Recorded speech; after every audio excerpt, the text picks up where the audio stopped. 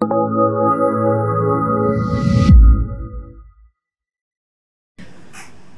जो nematode product आता है वो क्या है? निमातोड का आपने निमाटोड बोला है तो हमारा नाम निमाटोड्स को मारने के लिए, निमाटोड्स को तोड़ने के लिए इसका नाम रखा है निमातोड। निमातोड की जो मेन प्रॉब्लम है वो एक नहीं है, वो चार है।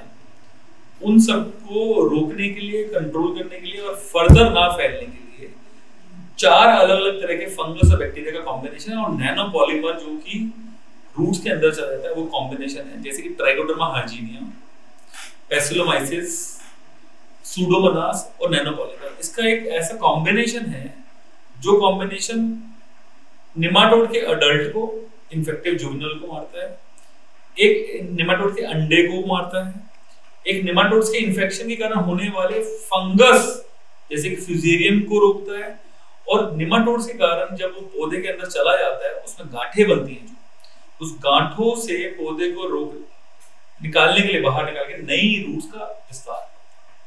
क्या हंटिंग का नेमाटोड है वो नेमाटोड का सभी स्टेज के ऊपर इफेक्टिव रिजल्ट देता है? बिल्कुल। निमाटोड के अंदर अगर हमने एक ही स्टेज को कंट्रोल किया तो दोबारा से वो उसकी उत्पत्ति हो जाएगी। तो निमाटोड के दो स्टेजेस, एग स्टेजेस और इन्फेक्टिव जुवेनाइल अडल्ट स्टेजेस, दोनों के लिए ही इफेक्टिव है।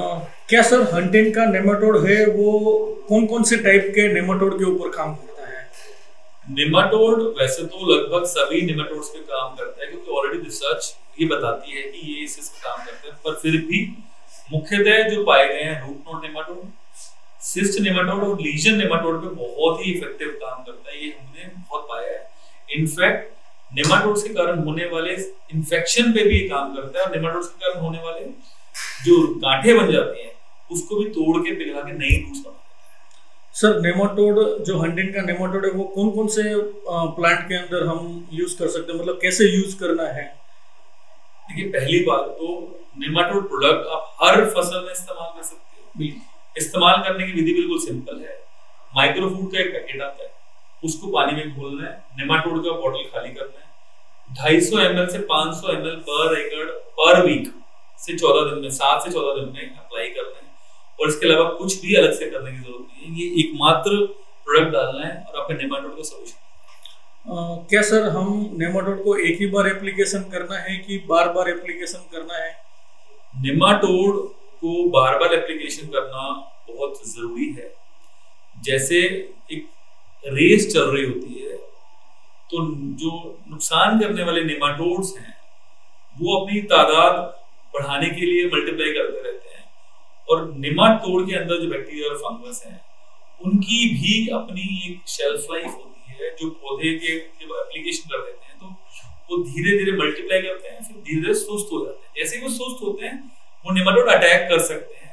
तो हमें हमेशा लगातार इस्तेमाल करना चाहिए नेमाटोड को, हफ्ते से लेकर 14 दिन के इंटरवल। और सर हंटिंग का जो नेमाटोड है वो हमको कब यूज करना चाहिए और क्या डोज होना चाहिए और कौन सी अवस्था पे हमको अप्लाई करना चाहिए और क्या मेथड रहेगी? सबसे अच्छा तो क्या है कि जिस फसल में या तो नेमाटोड आ चुका पता है पहले से, या जिस फसल में नेमाटोड आने की आशंका है, पहली एप्लीकेशन जब हम सॉइल प्रिपेयर करते हैं तब से शुरू कर सकते हैं, और हर 7 से 14 दिन के इंटरवल पे नेमाटोड की लगातार एप्लीकेशन करते रहना चाहिए हार्वेस्टिंग तक। सर हंटिंग का नेमाटोड है उसका क्या डोज रखना चाहिए और किस मेथड से एप्लीकेशन करना चाहिए? डोज मैंने पहले भी बताया था, 250 ml से 500 ml पर एकड़ का डोज रखना चाहिए। 7 दिन से 14 दिन के इंटरवल पे, जैसा कि इन्फेक्शन का वहां पर डर है या आता है या आ चुका है उसके हिसाब से यूज करना चाहिए। और नेमाटोड के अलावा बाकी किसी भी नेमाटोड के प्रोडक्ट की जरूरत नहीं है। और सर समझ लो उसका एप्लीकेशन करना है तो कैसे कर सकते हैं जमीन के अंदर? माइक्रोफूड हम साथ में देते हैं, एक प्रोडक्ट जो नेमाटोड के अंदर बैक्टीरिया और फंगस है उनको मल्टीप्लाई करके हेल्प करता है फार्मर को जल्दी रिजल्ट देने में। और इसको सिंपल, जैसे आप बाल्टी में पहले या किसी भी ड्रम में आप माइक्रोफूड खाली करेंगे, उसके बाद नेमाटोड डालेंगे और ड्रिप से, फ्लड से, स्प्रिंकलर से, ड्रेंचिंग से, कैसे जब अप्लाई करते हैं आपको मिट्टी में पानी के थ्रू पहुंचाना और सर जो हंटिन का नेमाटोड है उसके अंदर जो भी जैविक बैक्टीरिया या जैविक फंगस है, तो वो कौन सी टेक्नोलॉजी यूज किया हुआ है कि वो तीनों फंगिसाइड या बैक्टीरिसाइड है वो साथ में रहते हैं? क्या खास बात है उसके अंदर? हंटिन के बहुत सारे प्रोडक्ट जैसे कि बैक्टीरिया फंगस उसमें नेमाटोड भी एक है जिसमें स्पोर फॉर्म टेक्नोलॉजी है, जो कि मदर रूपी कल्चर का हम सीड फॉर्म में बैक्टीरिया फंगस दे रहे हैं। हीट टॉलरेंट वेराइटीज हैं जो कि 55 डिग्री की हीट पे काम कर रही हैं। सॉल्ट टॉलरेंट वेराइटीज हैं जो कि 5 pH से 11 pH पे काम कर रही हैं।